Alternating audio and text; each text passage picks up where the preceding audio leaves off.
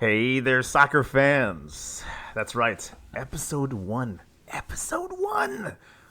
What's the word I'm looking for? Oh my god, what's the word? My brain. Inaugural? This is why I'm so lucky to have you, Rob, on the call, because I'll be in the middle of a sentence and my brain would just stop. But you are the most knowledgeable soccerholic that I know in this world. So we're lucky to have you. I'm João. We got Rob with me. You're listening to Soccerholics Podcast, Episode 1.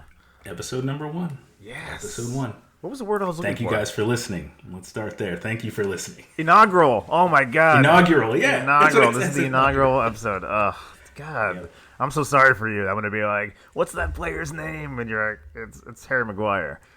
Yes, he scored a header in the He did score a header. That son of a bitch. That son of a bitch. Yep. How are you? Episode 1. You're in Germany. I'm in LA.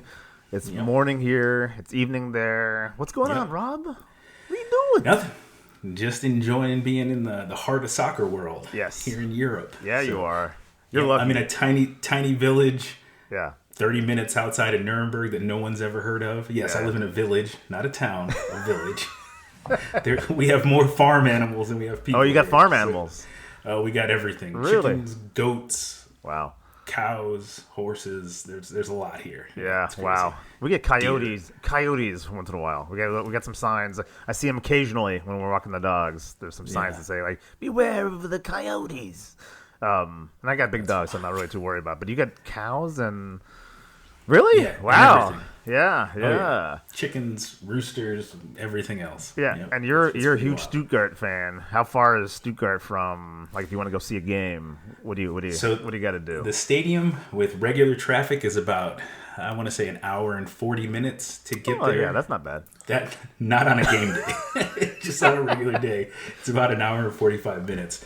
Typically, we drive about an hour away. Hop on the train; it'll take us straight to the stadium, so it's a little bit easier to do that. So, I live in Bavaria, but my beloved VfB Stuttgart. Yeah, they're in the next state over, Baden-Württemberg. But I go to see them whenever I can. So, that's amazing. Yeah. I cannot tell you how jealous I am because I got.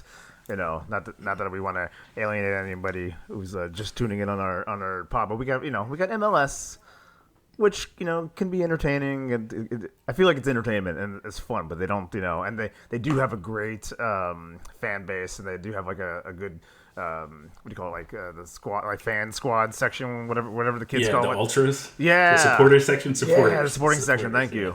See, this is why I need you, Rob. I can't even come up with supporting section. And they're fantastic, but I've never been to like a European game where you have like the entire stadium like singing and chanting, and like you're lucky. It's pretty nice. It's pretty nice. You get the pyro going. They have the tifos coming down, so you can't see the first 10 minutes of the game. Yeah. But it's great. I always wondered about that when they have those huge banners that come down. And I'm like, I'm sitting there thinking like, I want to see what's going on. What are you doing? But I will say that even though you can't see the game, just the environment is great. The fans are hyped up because that's only going to be if you're at home. Yeah, and it's amazing. It's something that you don't really get stateside, not yet at least. Yes. As the league, the MLS and USL, because they got plans to expand and try to compete with the MLS. It'll get bigger and bigger and bigger. Eventually, you'll have tifos and pyro and all types of. Hopefully, no fighting or anything like that, but you'll have all that. Yeah. So, you're lucky. Yeah. Telling you, I'm jealous. I'm going to make it there one day, and you and I are going to go to a game together. Absolutely. We'll record it for the pod. We're going to have to go to a couple of games. You can't just come over and go to one. We'll go to like 2 or 3. That's true. We'll have here in Germany they call it an englische Woche. So that's when it's basically translated an English week.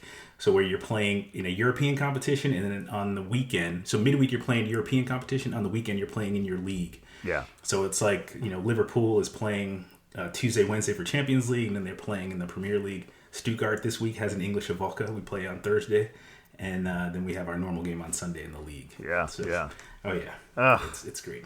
You lucky bastard. I'll try not to be jealous the entire time we're doing this pod. I'll try not to be jealous that you're going to these games. I say let's get to the football. Let's get to the football. That's why we're here. Let's feed our. Or should I do that thing where it's like, let's get to the soccer? There you go. All right, I won't do it. I forgot about that. Every time.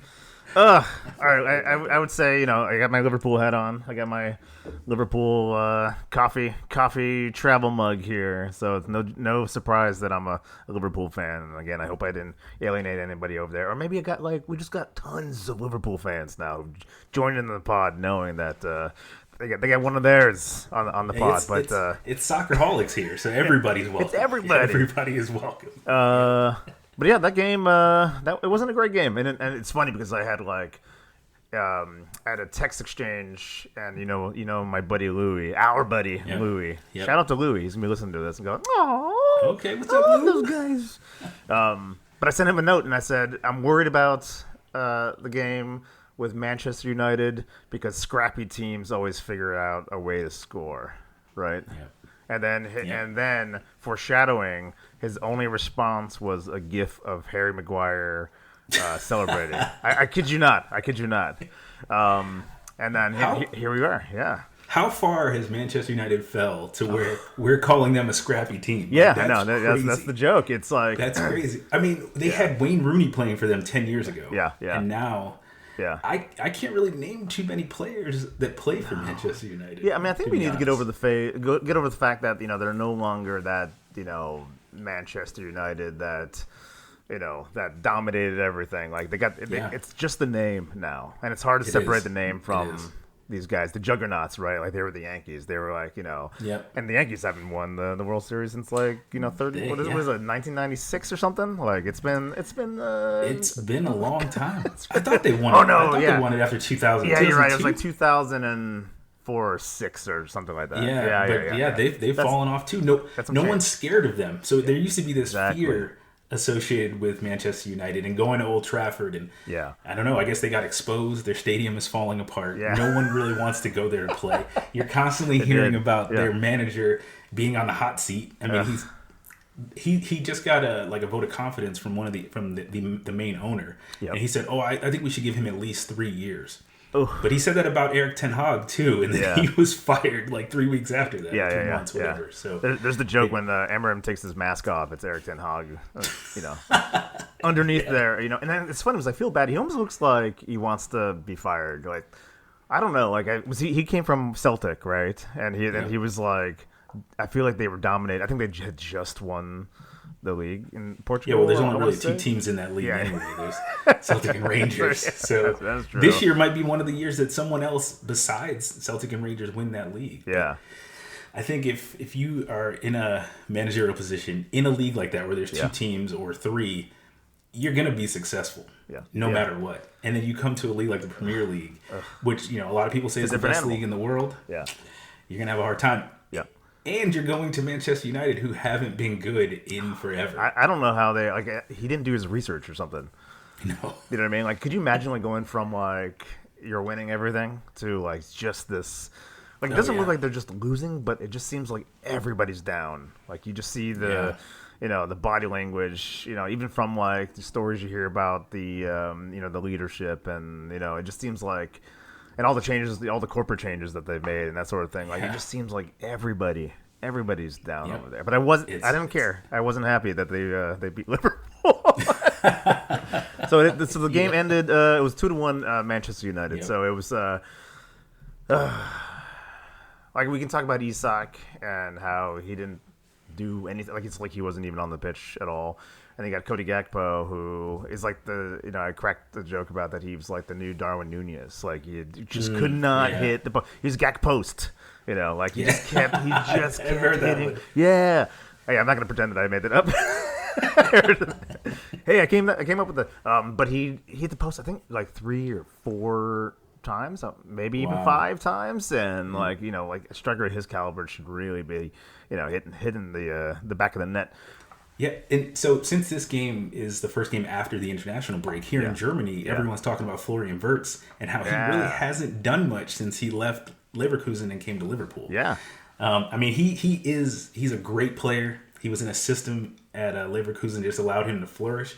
And when you transfer to a team as big as Liverpool, with those stars on that team, I mean, it's going to be hard for you to try to, impose your game on them without... there somehow being some type of adjustment phase that you're going to have to go through So you can't bring your game. You have to adjust to the team that's already there. Yeah. And I'm sure Isak is going through the same thing. Plus he wasn't training with the first team before he left wasn't Newcastle training for a long time. So that's going to be rough. But I think like last year and the year before, even though they didn't win it 2 years ago, I think that adjustment period. I'll say this: before Thanksgiving, I think Liverpool is going to probably have at least a 3 or 4 game run that they're going to look unstoppable. I like the sound of that. I really do. I mean, barring injuries, because that does happen, of course. But I don't know. Just coming off of last year, I was reading some stuff about how the defense kind of looks a little scrambled or whatever. But I think that's just them working out the kinks. You got new players, new goal scorers, and I think they'll figure it out. Yeah, I really do. Yeah, I hope so. I mean, to me, it's funny because it's what we expected in Arne Slot's first season right? Mm-hmm. And then he did this insane run, and then they won the league, and now we anticipated. It's funny because then when you win the league, you anticipate something similar, and then they spent 125 million euros on Isak, 116 million on Wirtz. Yep. You're the German. Because in Germany, the W is pronounced as a V. Yeah, so okay, on Wirtz. 79 million on Ekitike, 40 million on Kirkez, and 29 million for Frimpong. And I think exactly what you're saying, that there's an adjustment period. Like they have all these new guys coming in. There's speculation that they're creating a team that doesn't include Salah, so they're just kind of figuring out, like this is the team that's gonna succeed him. At some point he's gonna leave. I think he has like a 2-year contract. Maybe next year he goes off to Saudi. Who knows? But they're setting up a team that where Salah won't be a part of, but Salah is currently a part of this team. Exactly. So you have all these, and again, I think they're working out the kinks, and I do think that they're gonna work those things out. I was not impressed with how I think they went on like in a 4-game winning streak or something. Maybe it was like 5-game. Like they started out like the first 5 games, I think, with a W. But if you remember how any of those games, how they got those W's, it was like last minute goals. Like they weren't scoring at all. You know what I mean? And then they would just get some surprise goal. And of course that felt fantastic. But when you're watching these games, you're like, something doesn't feel right. And so I think we're now seeing like that look. Towards the end. I mean, you got skill in there, obviously, to get those goals, but like that luck, it's kind of worn out. And now we gotta see these kinks actually get worked out. I'll say for Wirtz and for Frimpong, that's how last season was for them the entire time. Or was that 2 seasons ago when Leverkusen was never losing? That was their name that everyone was calling them here. They were scoring like these late goals. Some of them seemed kind of lucky. But that's how they're used to playing. And I will say this, Frimpong, that guy is super fast. He's going to be a problem in the Premier League. Yeah. Like once he finally settles in with the team, that he's going to be an issue for a lot of teams. A lot of teams. Yeah, I kind of feel bad for some of those defenders having to deal with him because he's a problem. Yeah, absolutely. I'm excited. I mean, he got brought in the second half or late in the second half, and the way he runs up the wing, like he's incredibly fast. Like you haven't. That's what I mean. Like I feel like you haven't. They're working out the kinks, and you haven't really seen everybody. You see like little spurts, like ooh, like, oh, you do one of those, but you don't. Nothing's working out yet. I don't. Everyone's individual skills aren't meshing. I guess is the best way to describe it. Like I'm waiting for that mesh to happen. But of all people, Harry Maguire scoring that final header.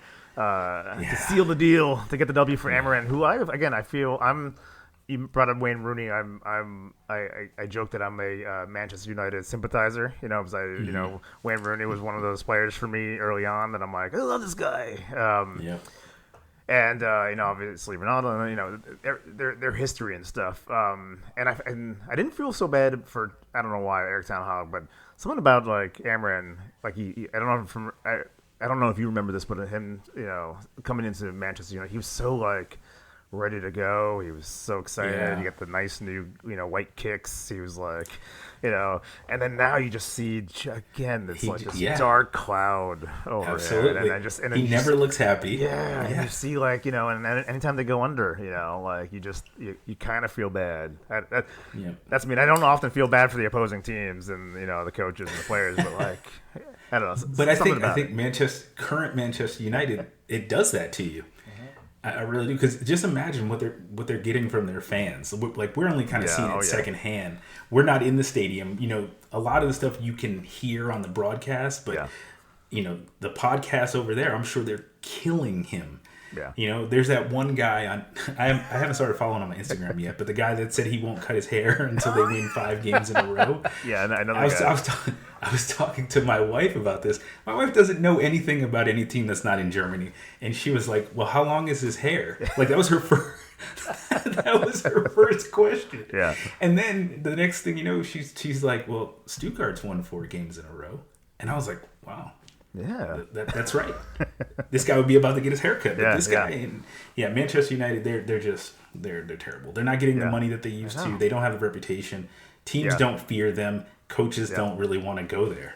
Yeah, so. No, you're absolutely right. I think that's exactly it. And I think again, like when you hear these games, like Liverpool versus Manchester United, I think those days are over, and I think those days are gone. We need to shed it because they're like a mid-table team, almost. Sometimes there's conversations about them being in a relegation battle, and I can't. Can you imagine Man U relegating at some point? That'd be crazy, but you never know. And people always talk about the Big Six in England. And Manchester United is one of those teams but they're not there. They're not playing in Europe this year. I don't believe. They don't have that anymore. They're not the Manchester United of old. Yeah. So, and a lot of people, there's that debate between City and United, and I'm going to use that to segue into this next game. But Manchester is blue, in my opinion. The Red Devils, they're not what they used to be. Now, Manchester City, they're not as good as they used to be either. Yeah. But they're still doing their thing. I think they're in 2nd or 3rd right now in the league. They're 2nd. And they're 2nd. Those sons of bitches. Yeah, and they have their bad runs. I am not a Manchester City sympathizer by any means. I am because I'm an NYCFC fan in the MLS. Yeah, so out of all the teams, Rob, out of all the teams, they're owned by the same people. I mean, it is what it is. Yeah. I'm primarily, Stuttgart is white and red, so red is primarily my color. But I'm still from New York City, so come on, look at this. What color is this? What color is my mug? Yeah, it's a beautiful red. Beautiful red. But you're right. There was a 2nd game in Manchester, and another team from Liverpool. Man City versus Everton. City with an obvious 2-0. Everton just could not do it. But the scoreline, and I was watching that game, the scoreline does not tell the whole story because Everton actually had a lot of great chances in there. Yeah. They got some very, I don't spend a lot of time watching Everton, so I can't.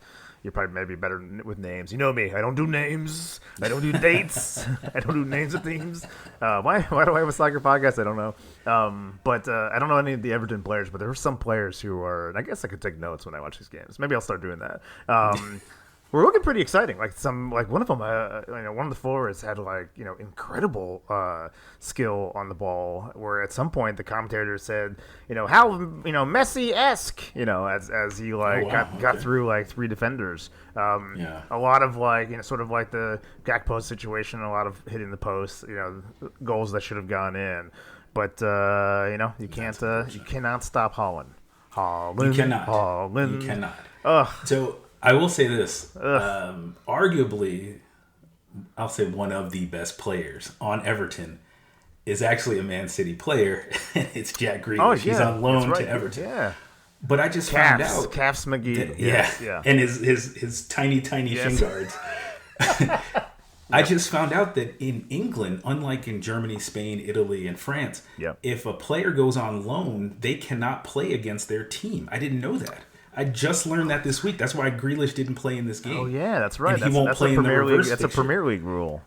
I didn't know that. That's right. I literally just learned that, I don't know, a few days ago. I was like, that's crazy. I didn't even think of that when he wasn't on the pitch. That Yeah. Oh yeah, that's right. Yeah, that's a Premier League rule. It's a silly rule. It is like, a silly is rule. Grealish really gonna like flub some goals? He can maybe not like do a huge celebration kind of thing. And do one of those like.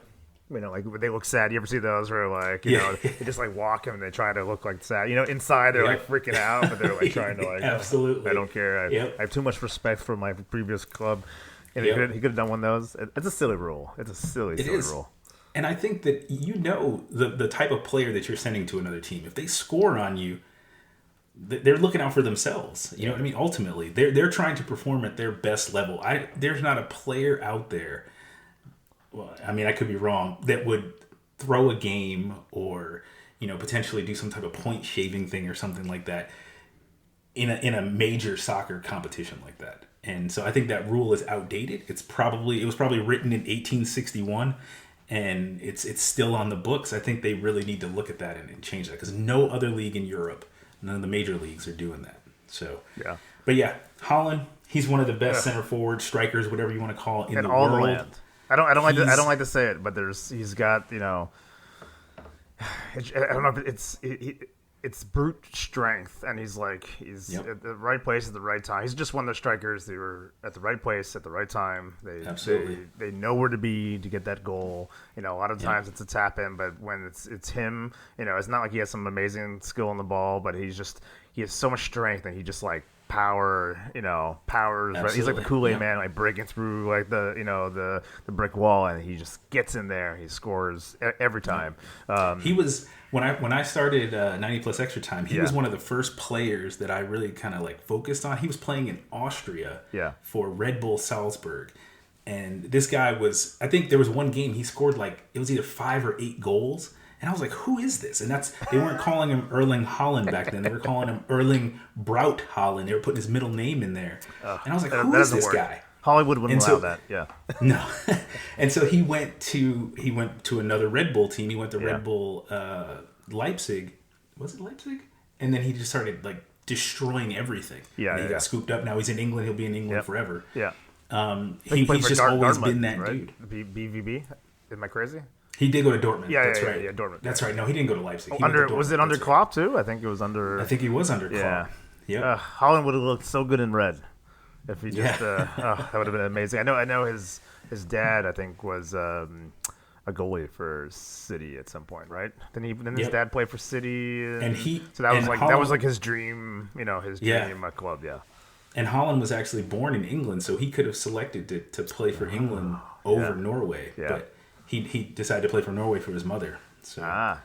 Well, he scored right now. He has 23 goals this season already in 13 games insane. For the club. That's great. I mean, that's crazy. Wow. We just started. And he's also killing it for Norway too, because not this past international break, but the one before, he had like 5 goals in 2 games. Or something like that. He had a hat trick in one of the games. He's a beast. He is a beast. I don't like it, but they beat. I don't like it one bit. But they beat. So now they're second, and you got Arsenal on top. You got the City in second, and Liverpool popped down in the third. But 2-0, and then we have Arsenal versus Fulham. Arsenal with the 1-0. Who scored in that? Do you remember? I'm bad with Lisandro Trossard. Oh yeah, that's right. It's a pretty late, pretty late goal. Yeah, Trossard, the gray hair. I like it. I mean, what do you think of Arsenal? Do you think they're? I mean, they're always contenders. That's a dumb question, and they're always like second. I feel like if there wasn't a Liverpool and there wasn't a City, they'd probably win the league like every year. Oh, they definitely would. They definitely would. He's another coach, by the way. I feel kind of bad for. I mean, you're in second, but at the same time, you know what I mean. It's just like you feel that they should be doing better, or they should have better results. I don't think they have any silverware. They don't. He's a City protege. He was under Pep. Right. I think their time will come. The issue with them is there's a lot of games like I mentioned, Leverkusen and Liverpool, who were winning games late. They were doing the opposite. So a lot of times, and not necessarily losing games, but just dropping points, because you can still get a point with a draw but it'll feel like a loss. You know what I mean? Especially if you know that City and Liverpool are just riding high above you. Yeah. I think they've just had some unfortunate events in the past. Teams performing like Liverpool last year, preventing them from winning. And I think their time will come, barring any injuries or major setbacks. I don't want to say this is going to be their year, because me personally, right now, I think Liverpool's going to win the league again. Personally, back to back, baby. You think so? I think they will do it back to back. I do. I'm blushing over here. I'm like, oh, really? I really do. And but Arsenal, they're right there. I don't know when they play Liverpool, but they're between those two matches, they're gonna have to figure something out. Yeah. I mean, it's not enough to beat Fulham, even though they only beat them 1-0. But it's not enough to beat them. Like, you're expected to win those games. You can't lose games against Burnley and Brentford and then show up and play against like Liverpool. You have to finish these games out too, because no one's expecting you to beat Liverpool, not consistently. So you have to win those games. Yeah, no, absolutely. And there was a part of me.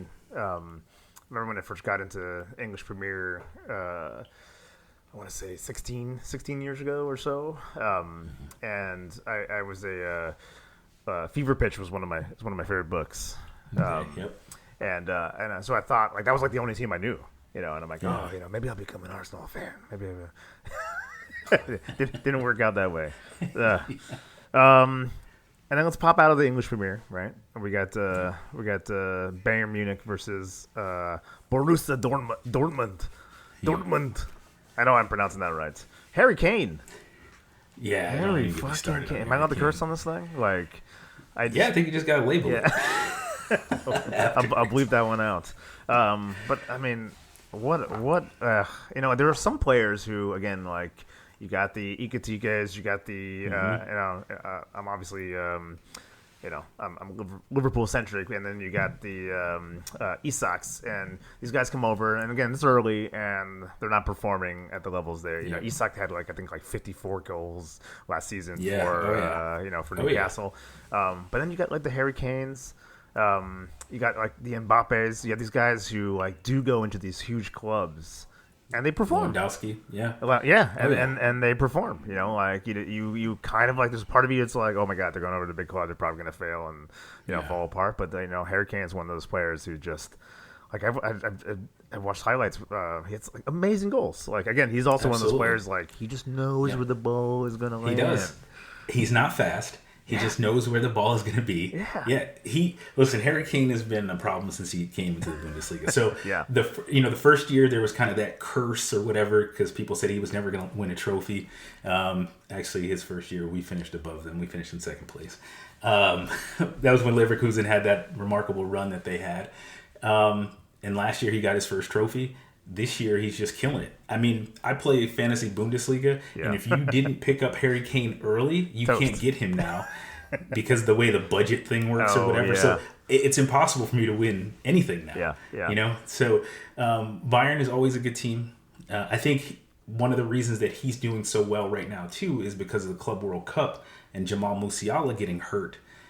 Musiala is he's like I don't know. He's kind of like one of those players that you can go in with a plan and he will completely blow it up just because he's so unpredictable. He's super fast. He has great control with the ball, and you just never know which direction he's going to go. And then when Donnarumma hurt him in the Club World Cup, he broke his ankle or whatever it was. Oof. That completely changed the trajectory of the Bayern team, but not in a bad way. It's just allowing Harry Kane and Olise too to flourish. And Serge Gnabry is kind of filling in that role, even though he's not scoring as much as Musiala probably would. But that's part of the reason too why you're seeing Bayern doing well, but the German national team not doing as well. Yeah, because there's no Harry Kane on the German national team. You got to convert. You got to convert Harry Kane. That game ended 2-1, and it was actually a pretty intense game. It was. BVB had scored it. I think it was like 2-1 at some point. I mean, obviously it ended 2-1, but it's pretty late in the game, right? I believe it was. I remember being like on the edge of my seat there for a little bit because I thought maybe there'd be an equalizer, but Julian Brandt came on and scored. It was already 2-0, and then Julian Brandt came on and scored off the bench. But Bayern, they basically had total control of that game. Seru Guirassy, former Stuttgart player.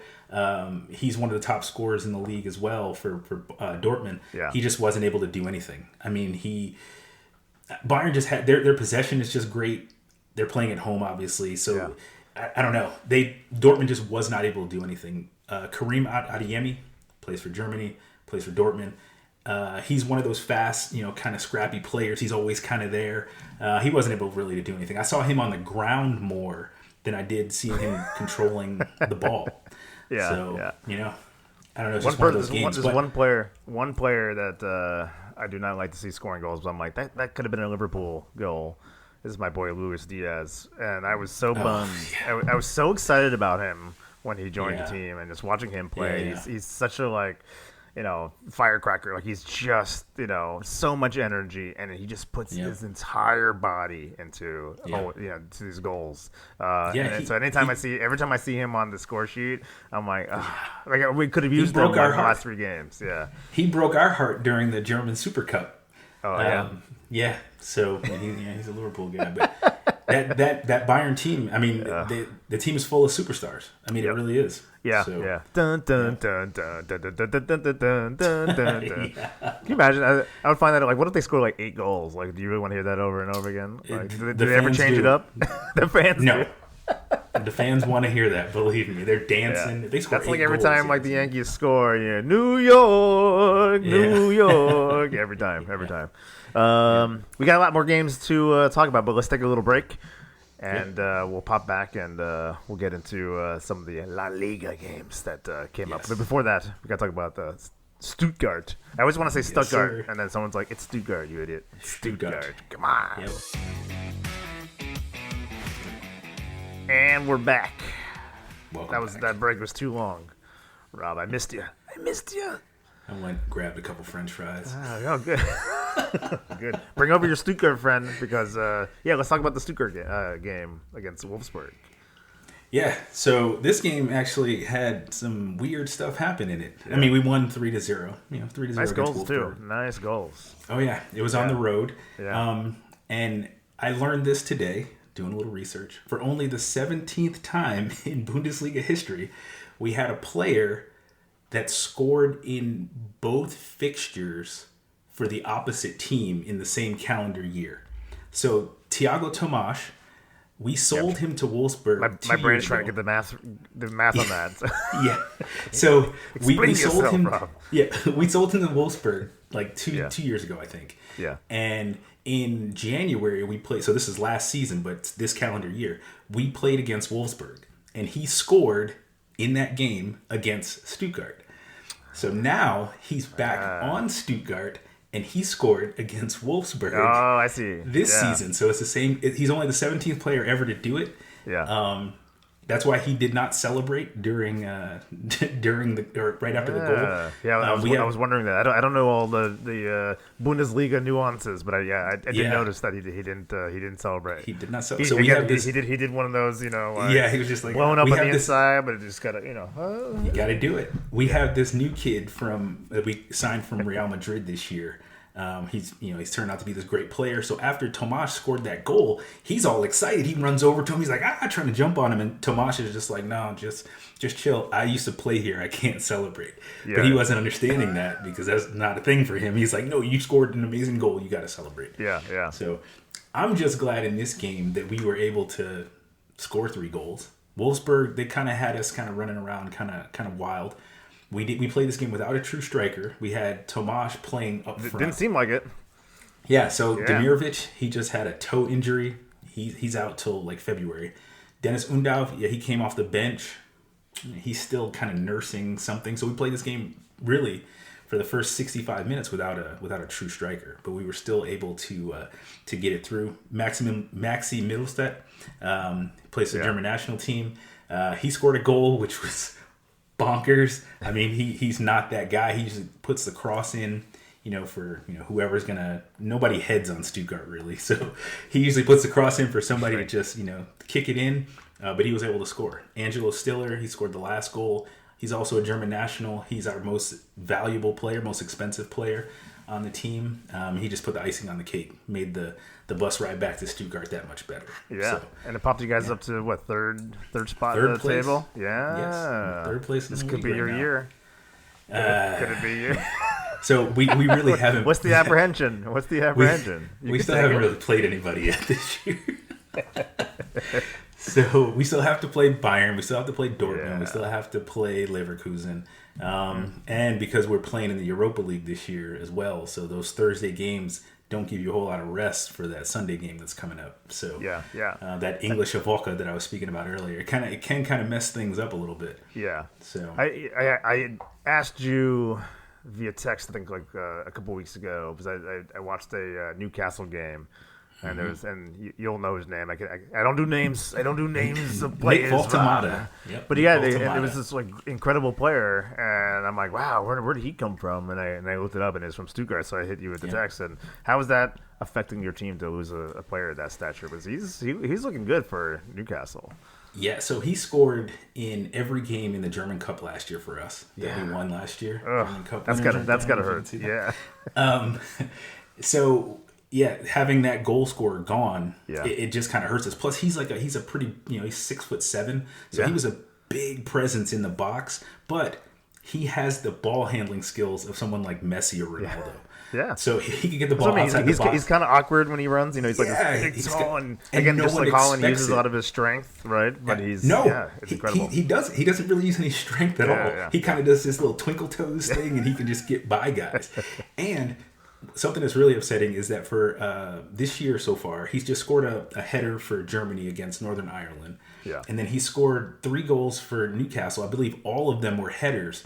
He pretty much never scored headers for Stuttgart, ever. That's interesting. There were jokes he's so tall. He seems like the perfect guy to have in the box on those corners, free kicks. Yeah.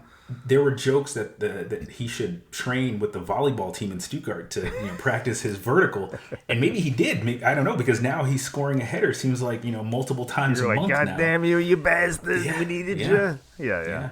But we got 85 million euro for him, and Bayern wasn't able to sign him, so that was good. Does that ever happen because I know you don't like Bayern. Does it ever happen to you're a Stuttgart player that you love ends up in a team like Bayern? Yeah. All the time. All the time. That's gotta be tough. So recently, it's been more Dortmund that have been stealing players, like Seru Guirassy, Voldemort, Anton. They took those two. It seems like now the leadership at Stuttgart doesn't really want to sell to Bayern.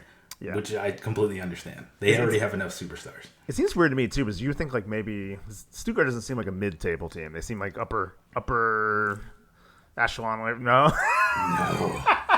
I will say I was thinking maybe like they were 6, like 5, 6, 7 on the table kind of team. What I was gonna say is that they didn't seem like it seemed like a team.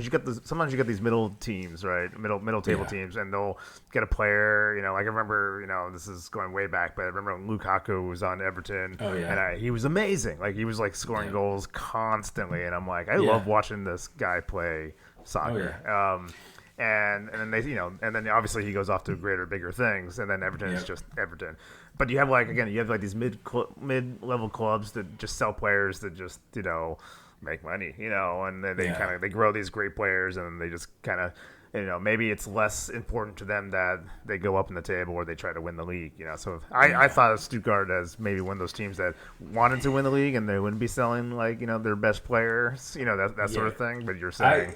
Based on your face, I might be wrong on this one. I would love to be able to say that. We won the German Cup last year. That's the only reason why we're playing in the Europa League this year. Yeah. But 2 seasons ago, I remember at the start of the season, I said if we finish in 13th, that's first place for us. Yeah. And we ended up finishing in 2nd somehow. I don't know how that happened. Yeah. But before that, the 2 seasons prior to that, we had gotten relegated, then came back up, then we almost got relegated again. We played in the relegation playoff. So now, we're playing in European competitions for 2 consecutive seasons, and we're just kind of hoping that we'll be there, in the top 7. That's where we're always shooting for. Obviously, the goal is to win the league, but realistically, I'm going to say top 10, to be honest. Yeah, because it's hard. The Bundesliga is a little unpredictable. Bayern and Dortmund are always kind of going to be there, and then you have Leverkusen and Leipzig. But top 10 Because there's those sneaky teams like Frankfurt and Mainz and Freiburg. They're always kind of sneaky, and you never know what's going to happen. Yeah. So, yeah. To me, I would be so frustrated. It's like anybody who comes over, becomes a red. I'm like, I love this guy. He's it's almost like immediate. You know what I mean? Yeah. So I can't imagine like that happening. And then, I guess that happened with me with Luis Diaz. Like I didn't expect him to leave so soon. Yeah. Yeah. But that's another thing too. You guys are never having to worry not on the first pod. Yeah. You guys don't have to worry about finishing outside of a European place. I get attached. Yeah. No, I hear you. All right. Well, so good luck. I'm Good done luck talking on about Stuttgart. Stuttgart. Yeah, I was gonna say good luck on Stuttgart. Let's get. You want to pop in the La Liga? Because we got Barcelona and we got Real. Barcelona versus Girona with the Barcelona winning with a 2-1. I think Real is still. Last time I looked, they were top of the table. I want to say. But Barcelona, there are always a lot of. It's stupid to say, but they're always a lot of fun to watch. I do have a question that's not related to the game, but what are your thoughts about Lamel? What the hell? Am I saying his name right? Lamine Yamal. Yes, the guy who didn't win the Ballon d'Or. I call it the Ballon de Jour. My son's like, it's the Ballon d'Or. But what's up with the hand thing? He always constantly has a bandage, and because I noticed him, then I noticed like there are a couple other players, and then on Manchester City you have like Foden. Foden has it too. That always does it. I don't think that's anything. What is that? I can't find anything. I find different things. But I'm curious. What do you think about? Yeah. So I think didn't Luis Suarez always have something on his wrist too? I think some players just do it. Maybe they have some little nagging injury. Maybe, but he's He's like 12 years old. So I don't think that anything, he doesn't have anything long term. That's what I mean. I think he just does it because it's cool. I really do. But I will say this. Yeah. I have two of my sons that live with me, 16 and 14. And, my 14-year-old, he loves Ronaldo. But they both like Yamal. They... forget about all the stuff that's in the media about him and the little people at the parties and all. He's a blast to watch. I mean, I literally only watch. I'm not a Barca fan, but I literally only watch to see what I want to see what he's gonna do. Yeah, absolutely. Yeah. He's that name. He's that face and that he has that spark that Mbappe had a few years ago or in the 2018 World Cup or whatever in the lead up to it. And he is, the face of Barcelona, and he probably will be for the next 10 years. He's 18 years old. That's crazy. Yeah, and he handles it with such class. He has he walks around with this confidence. If I were 16, you don't want to see me when I was 16. I was hunched over, exactly, skinny, limited eye contact. Wouldn't make eye contact with people. But he has so much confidence, and which obviously helps when you're in a job of scoring goals. But he's just, watch him. It's very exciting to watch him play. And like you're saying, he's so young, and we have so much. There's so much to see. This guy and his career and the things that he's going to do. The numbers he's going to produce are going to be disgusting. But it can be easy. I can imagine. I remember with Mbappe, you brought him up. They were calling him the next Pele. To get that much. To me, that would be nerve-wracking. To have people, to show some talent, and everybody's like, "This is going to be the greatest guy ever." It's like going up on they're doing stand-up comedy, and everyone, somebody comes up first and go, "This guy's going to be so funny. You're gonna love him. You're gonna every joke. You're gonna be laughing your ass off." Look at this guy. You know what I mean? The pressures. But I think he's handling it really well. Yeah. I mean, he won. What did it? They won La Liga last year, right? And they won the. I think they did the treble last Copa year. Del Rey. Am I crazy? Somebody won the Copa. Somebody yelled at us in the comments if I got that wrong. I thought they won. They didn't win the Champions League. Who won the Champions League last year? I don't even remember. I'm have to come back in here and edit me saying the right answer. Yeah, I don't remember who won it, but I know he won the league and he won the Copa Del Rey. And then he won the Euros last year. So, his confidence is sky high. And the sky's the limit for him. I think, too, that, obviously Barca and Real, those are the two biggest clubs in Spain. Some say in Europe. And Real just needs, yes, they have Mbappe. He's 25, 26 years old right now. But they need that kid on Real Madrid that's going to be the equivalent of Yamal. And they have that kid. He's just not playing right now. And that's Endrick, the Brazilian kid. But ever since Alonso left Leverkusen and went to Real Madrid, Endrick hasn't been playing. So I think Yamal, I think he's got a bright future. I mean, I think that Spain could potentially win the World Cup next year. They got to be the favorites. They have to be, at least for the European teams. 100% they are. I think they're going to win. Yeah, I was going to say that for the FIFA talk, but that's I think Spain's going to win. Real Madrid, by the way, won Champions League last season. Did they really? Yeah. No, PSG. PSG won it. Wait, what did I? Yes. What did I Google? Am I so bad at Googling that I got that wrong? Real Madrid might have won it the year before. PSG, I feel so bad for you, Rob. I can't even Google straight. Because PSG went to the Club World Cup and everyone expected them to win it after winning the Champions League. That's right, because they're only the second French team to ever win it. What year are we in right now? 2020? Oh, we're in 25. So that was the 20. No, but I looked it up. It says the 2023-2024 UEFA Champions League champions was Real Madrid. Am I crazy? That's 23-24, but the 24-25 champions was. I'm like on a different timeline. I'm falling apart. That's all good. This is why we shouldn't do the pod in the morning. It's evening time for me. I'm gonna get some more coffee here. Hold on. Oh, God. Worst soccer podcaster ever. Nah.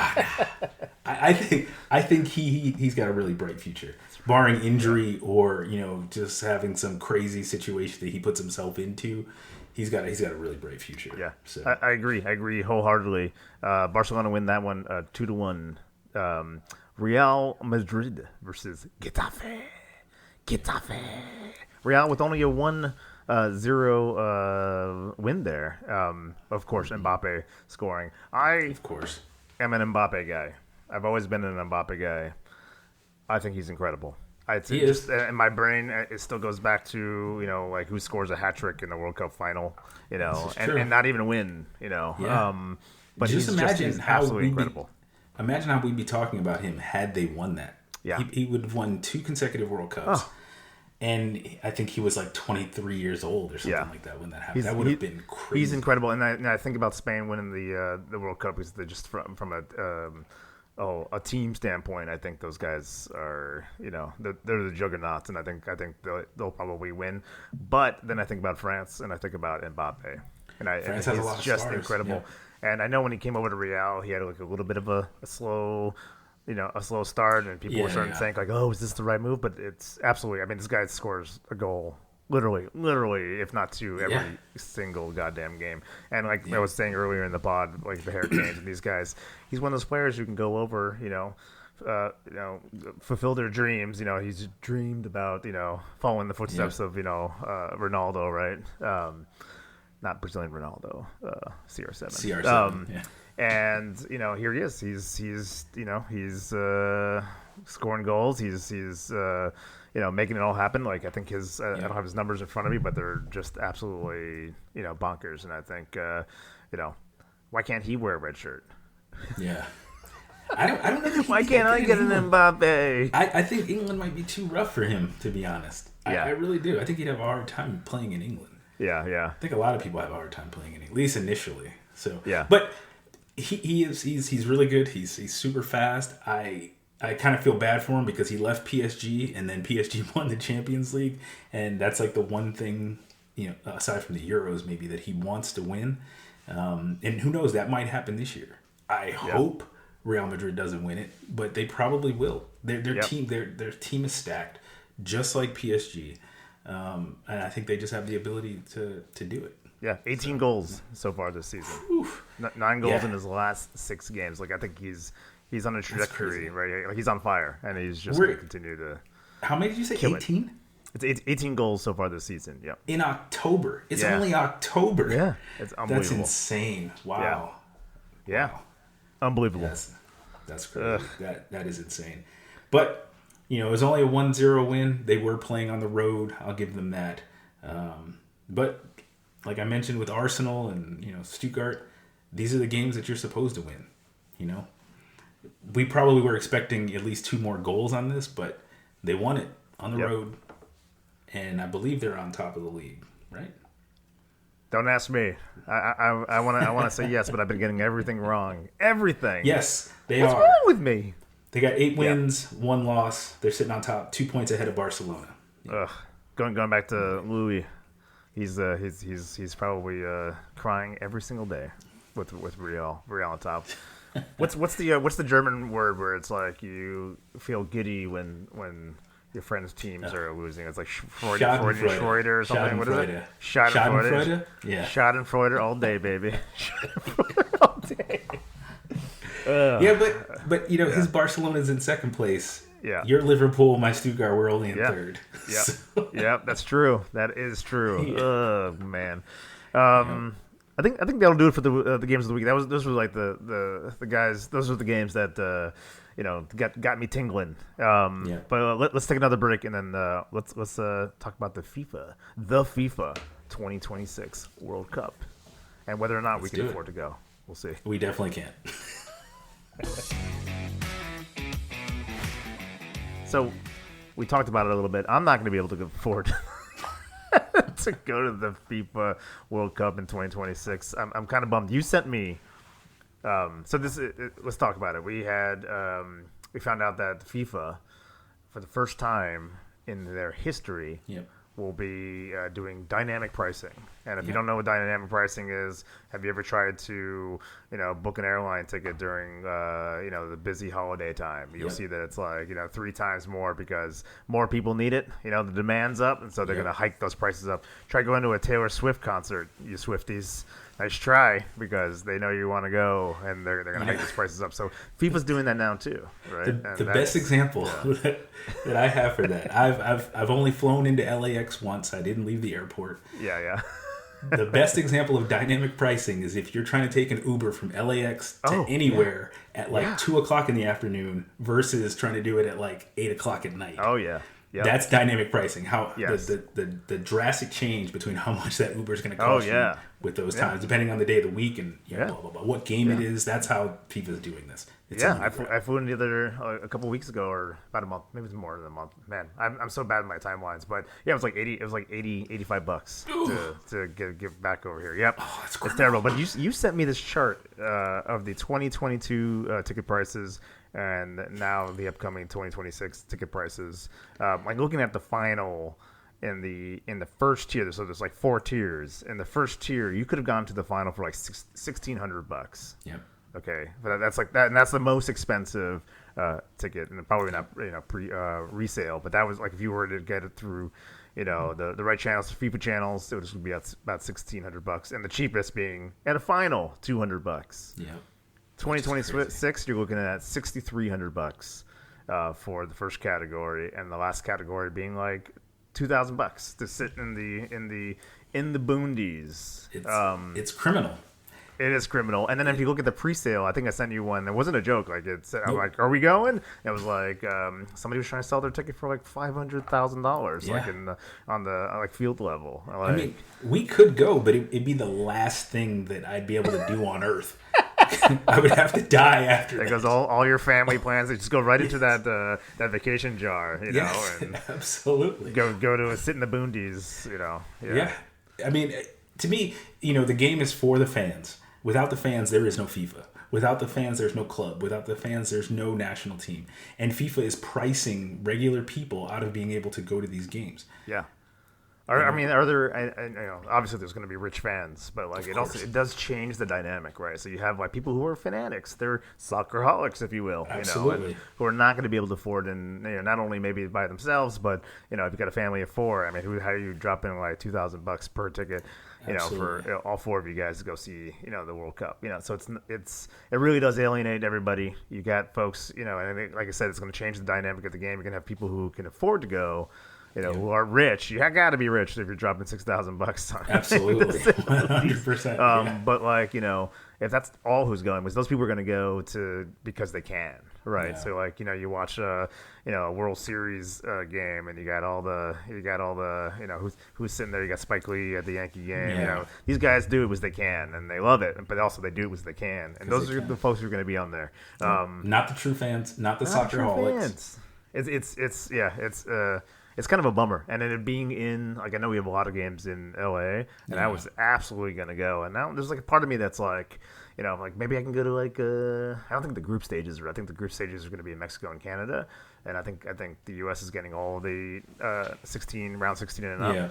So I think there are some round 16 games here, but it's like, am I going to go to SoFi and spend that kind of cash, for 90 minutes, So it's a part of me that I'm now doing research on watch parties. Baby, watch parties. And those are fun. Don't get me wrong. Those are fun.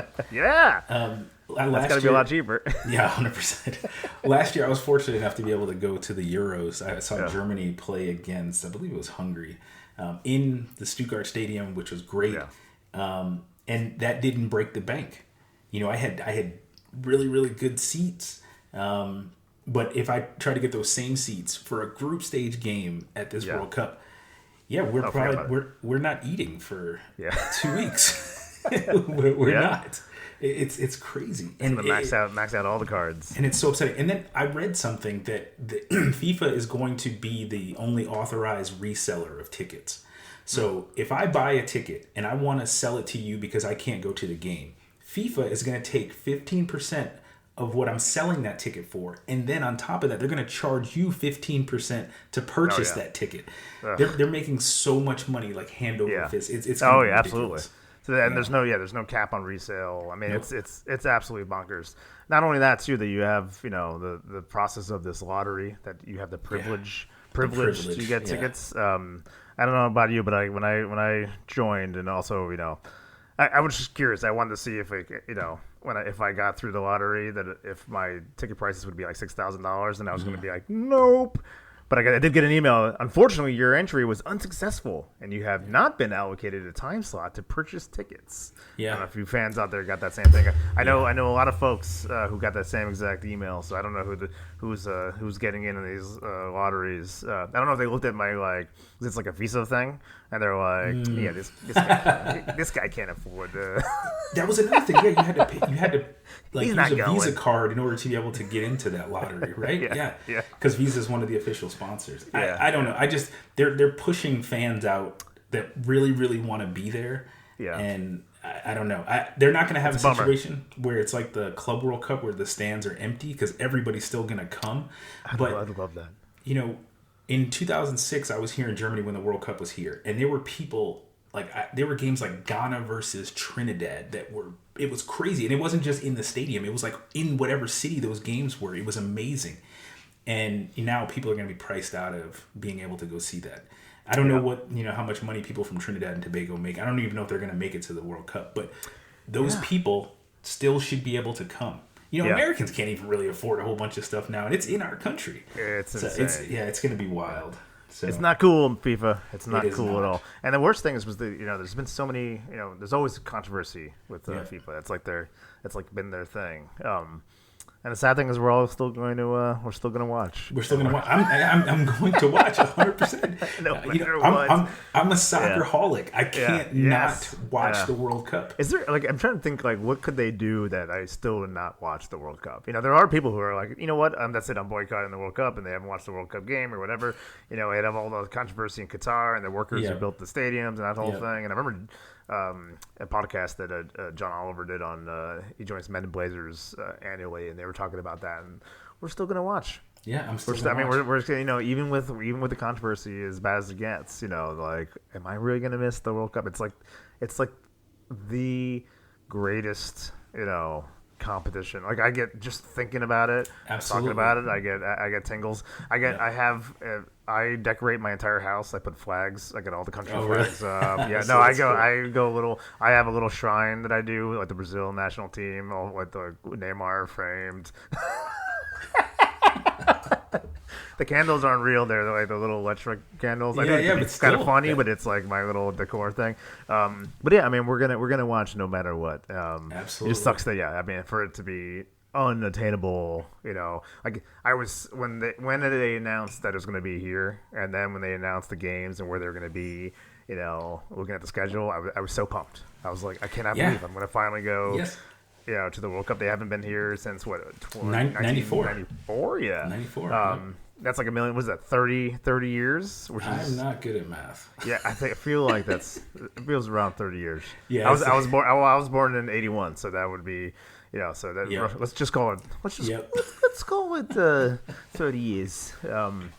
But it's so I was so pumped that it was going to be here and we were all going to go, and I made jokes like I'm just gonna, I'm gonna get a credit card just for the World Cup. And I'm gonna be like bam, bam, bam, going to this game, going to this game. I was even gonna fly to certain games, but like again, looking at those ticket prices, I don't think that's possible. It's not feasible. Yeah. I can't do it. And if I tried, my wife would be very, very mad at me. Very few people will be able to. I mean, yes, it's the World Cup, so it's the biggest sporting event, but this is more expensive than the Super Bowl. Yep. The Champions League final. I get that email every year that I didn't get an allocation for tickets. Yeah. I get it every year from UEFA. Yeah. But that's understandable because it's every year. The World Cup, Right.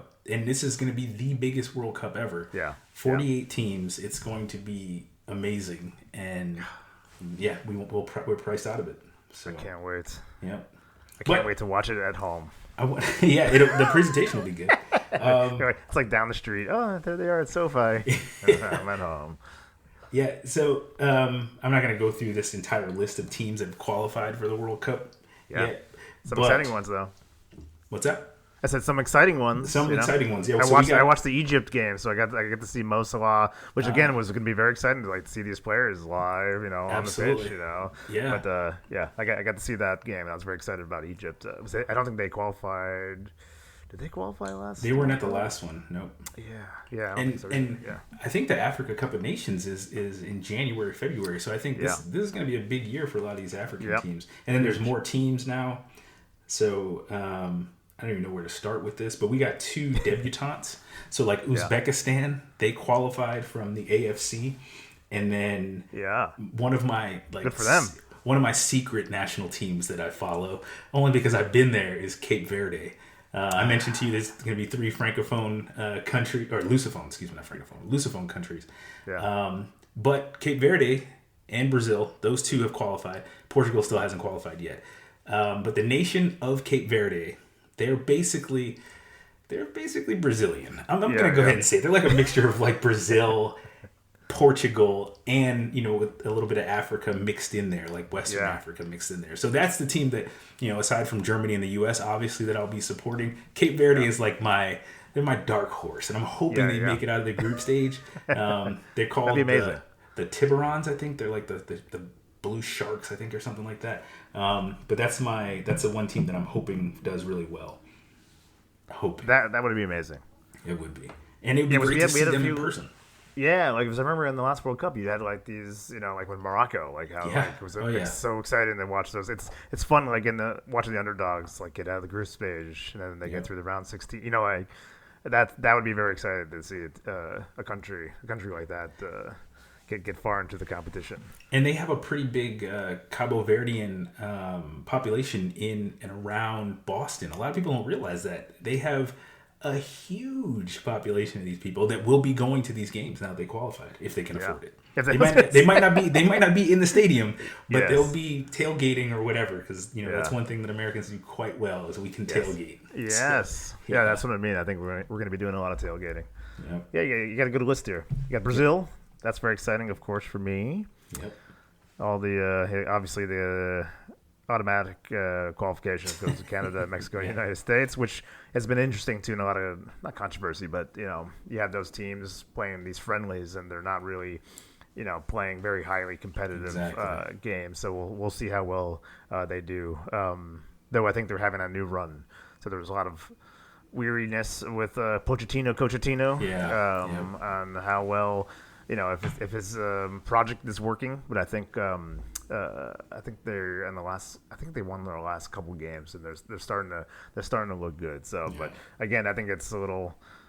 I'd be concerned with them again not having a lot of serious competitive games and then going right into the World Cup. So we'll see how well they do.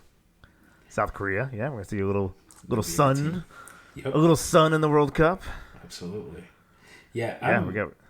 So Spain is not on here yet. They haven't qualified. Obviously, Germany's not either. We mentioned there's earlier. About 20 slots. 20 slots left. Yep. So I'm picking Spain right now. Now that's not to say that won't change, but right now I'm picking Spain to win the whole thing. I want to compete with you because that's also I also have Spain.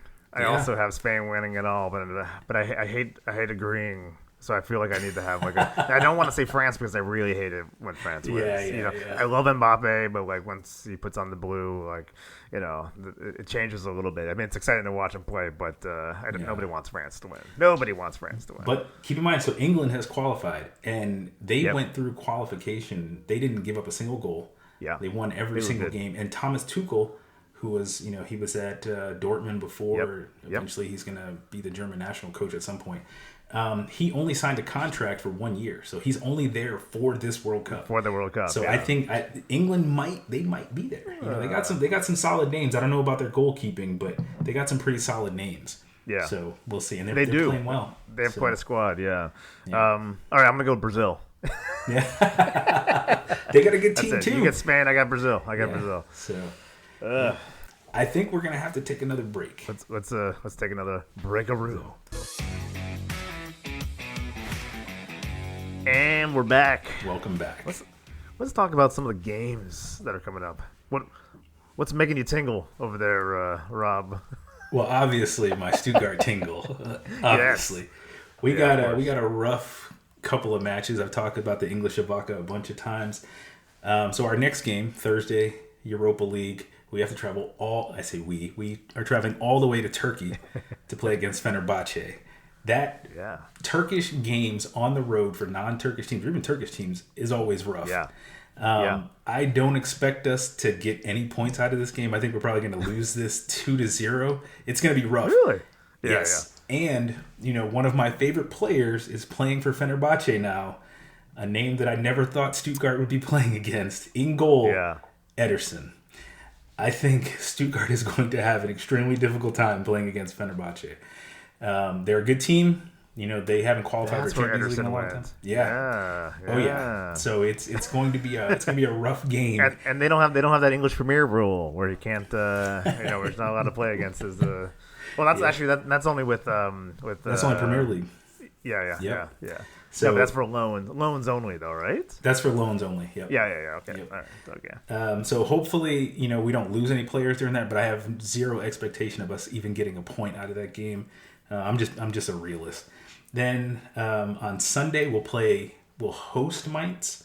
I think we should handle them pretty easily. I think that'll be a 3-1 win for Stuttgart. I always say that and then we lose 2-1. But then 3 days later we have to play them again in Mainz for the German Cup, the DFB Pokal. So those are the 3 games that I'm looking forward to in the Bundesliga. What you got going on for Liverpool?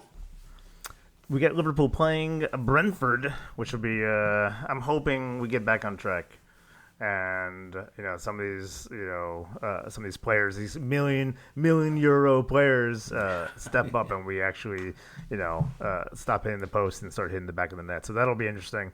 Thomas Frank is now out of Brentford, which I think is not good for Brentford because I think he's a fantastic coach. I think he's over at Tottenham now. He got promoted. Promoted. I used to. I made a prediction that Thomas Frank will win the Premier League. I never said which team it was though. So you can't be wrong. I don't see Tottenham doing too much. But you have for me, I think it's some of these Champions League games coming up. We are recording over the Barcelona Olympiacos game, which I'm gonna watch. Well, and I usually watch what I call live, and do little quotes because I try to avoid all the score lines, and then I watch it later, like it's live.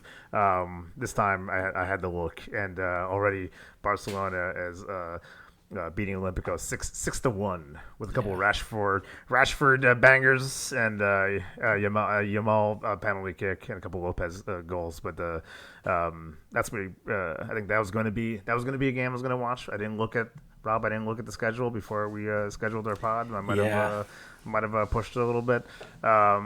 I'm also I'm looking at Benfica versus Newcastle. I think I'm going to watch that one too, and not because of any particular player, because Jose Mourinho. It's always about him, and he's so much fun. I'm probably like the last man on earth who's like, I love that guy.